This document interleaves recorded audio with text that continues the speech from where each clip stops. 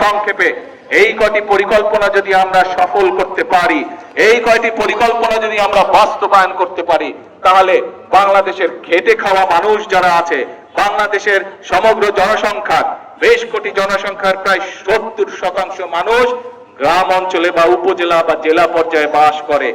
এই মানুষগুলো বিশেষ করে গ্রাম অঞ্চল উপজেলা যারা বাস করে, গ্রামে যারা বাস করে, তারা উপকৃত হবে। আপনারা কি তাই মনে করেন এই কাজগুলো যদি বাস্তবায়ন করতে পারে গ্রামের মানুষ উপকৃত হবে?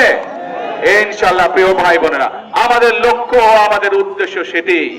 এখন প্রিয় ভাই বোনেরা, এই যে খাল, আজকে এই খাল খনন যদি আমাদেরকে পুনর্খনন করতে হয়, এই খালে যদি আমাদেরকে পানি নিয়ে আসতে হয়, তাহলে আপনাদের সরকার তো আছেই, কিন্তু পাশাপাশি এলাকার মানুষ যারা আছেন, এলাকার তরুণ সমাজ যারা আছেন, আপনাদেরকে আমাদের সাথে হাত লাগাতে হবে।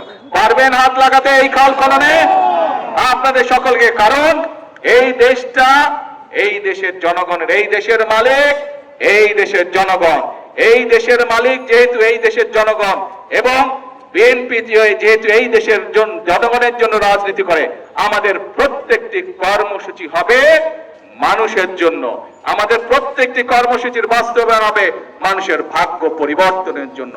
প্রিয় ভাই বোনেরা, বিগত 17 বছর যাবৎ এই দেশ স্বৈরাচারের কবল ছিল। 2024 সালের 5ই আগস্ট বাংলাদেশের ছাত্র জনতা ঐক্যবদ্ধ হয়ে স্বৈরাচারকে বিদায় করেছে। প্রিয় ভাই বোনেরা, এখন হচ্ছে দেশ গঠনের পালা। এখন হচ্ছে এই দেশকে আমাদের গড়ে তুলতে হবে। এই দেশের মানুষের জন্য কর্মসংস্থানের ব্যবস্থা করতে হবে। এই দেশের মানুষের কাছে স্বাস্থ্য সেবা পৌঁছে দিতে হবে।